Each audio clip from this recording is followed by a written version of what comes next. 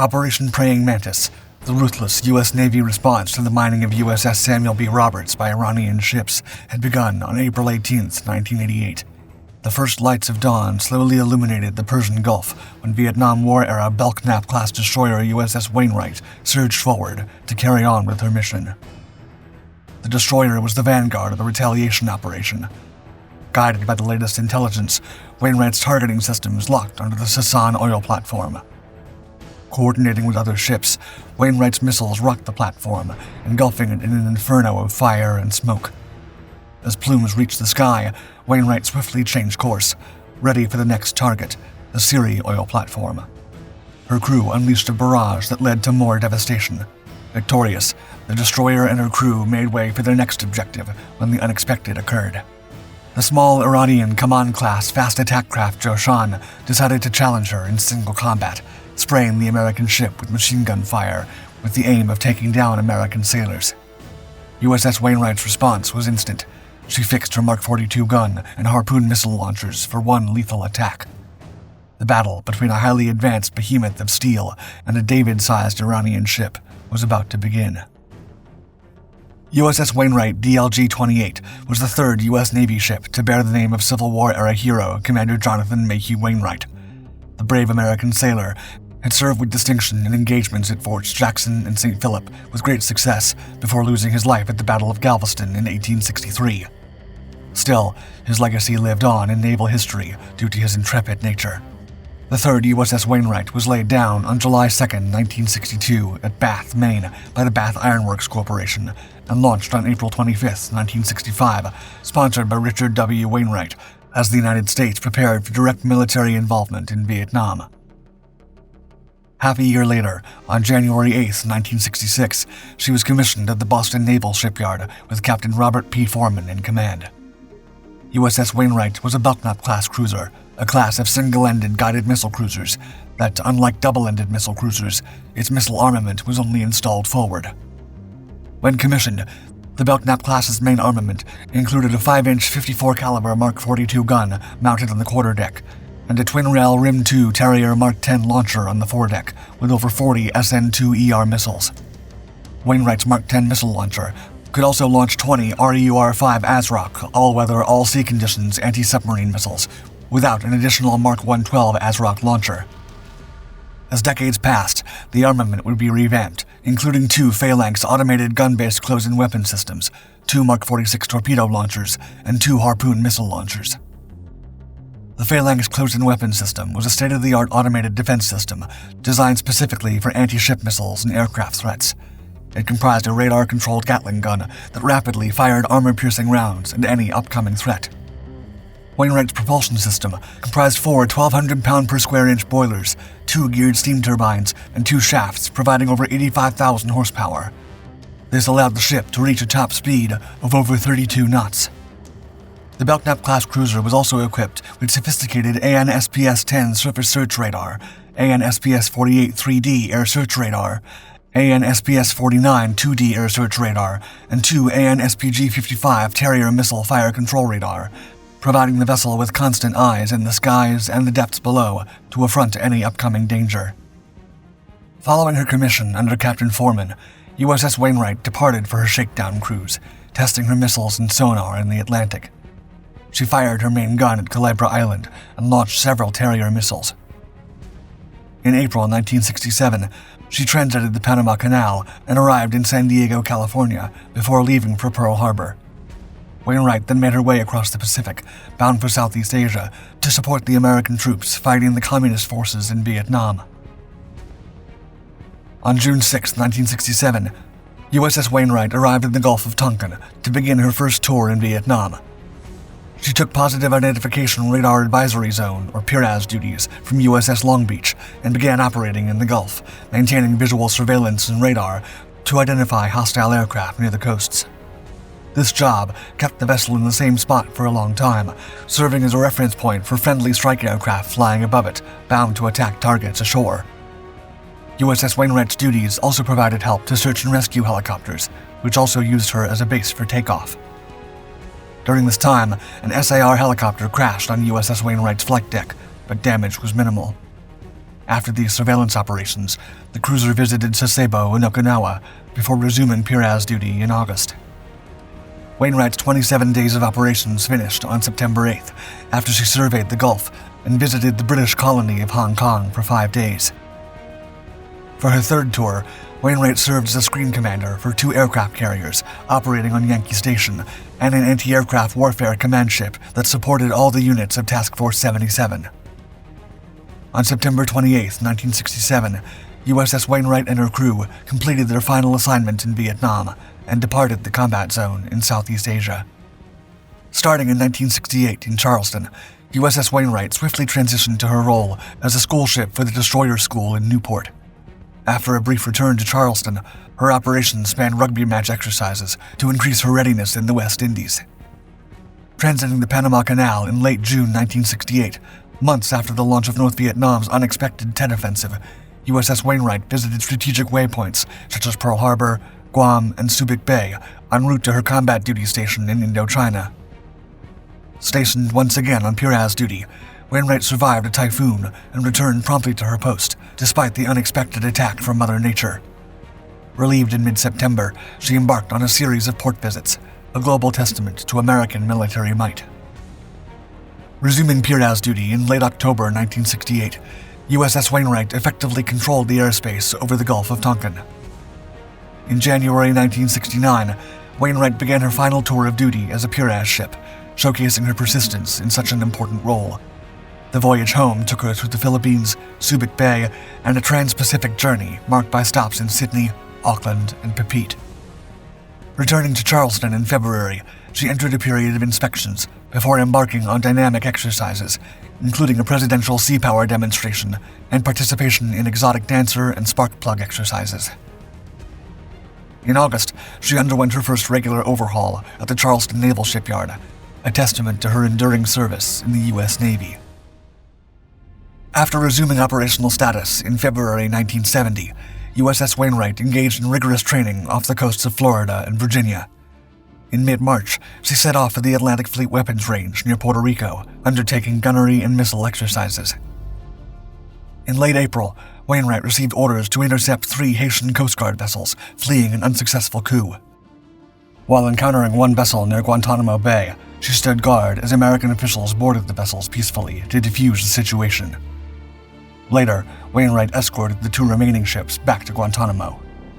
A different mission arose in May 1970 when she set out to intercept a Soviet task group.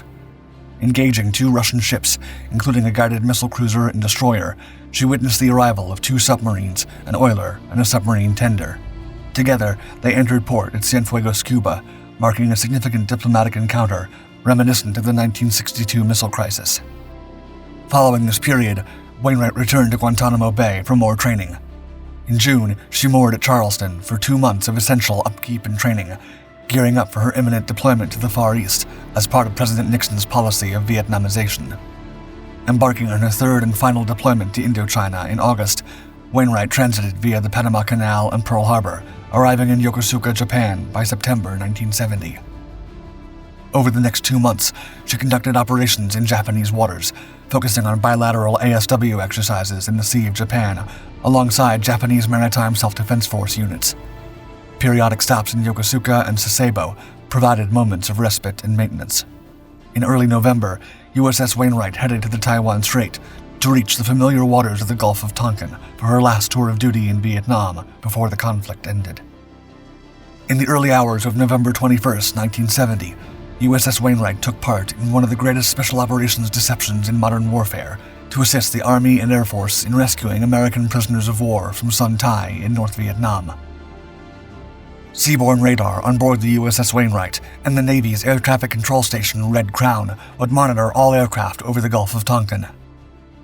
Any ship equipped with NTDS could selectively monitor any activity in real time with updates from each new sweep of the Wainwright's radar antenna. Over more than 2 hours, Wainwright's radar controllers tracked unprecedented numbers of blacked-out and radio-silenced Navy and Air Force aircraft that flew multiple paths overland north of Haiphong and over the Gulf of Tonkin. These paths, or tracks, had time and altitude separations, but the aircraft crossed each other in congested locations, always paying attention to monitor coded altitude data squawked by each aircraft's IFF, or Identification Friend or Foe transmitter. Thanks to Wainwright's Piraz coverage, the assets deployed for the operation had complete access to the entire region, from the Gulf of Tonkin to the mountains that went beyond the Black River of North Vietnam. The Navy could track aircraft in real time as they flew across the skies from one point to another. As if that was not enough, the Navy could also monitor and listen to radio frequencies from both friendly and hostile aircraft. All these data were displayed on screens that allowed the U.S. to provide timely inputs on enemy NVA responses to attacks. While the Navy and Air Force took over the skies to distract the enemy with the info provided by Wainwright, the Army launched a raiding force of 6 helicopters, 2 large support aircraft, and 5 small attack aircraft from Thailand in the early hours of November 20th, 1970, bound for the Sun Thai prison camp. The diversion conducted by the aircraft led by Wainwright was a complete success. Still, the ground operation was not triumphant at all. The Green Berets discovered the POWs had been evacuated beforehand. Nevertheless, the Sun Thai raid proved what the branches of the U.S. Armed Forces could achieve by working together, laying the groundwork for future Joint Forces operations. On November 14, 1970, Wainwright relieved USS Jouett on Piraz Station as the American Air Coordinator in the northern part of the Gulf. Shortly after, the reliable cruiser was relieved by USS Chicago. Still, Wainwright kept the role of the coordinator ship, designated for the North SAR Station. She navigated between the North and South SAR stations for nearly a month, participating in Operation Beacon Tower in mid-December. The 3-day exercise increased the preparedness of U.S. Navy vessels in the Gulf of Tonkin against NVA air and surface threats. On December 16th, Wainwright departed the combat zone, setting course for Singapore, where she stayed to celebrate Christmas. She then headed for the Philippines, reaching Subic Bay on December 29th.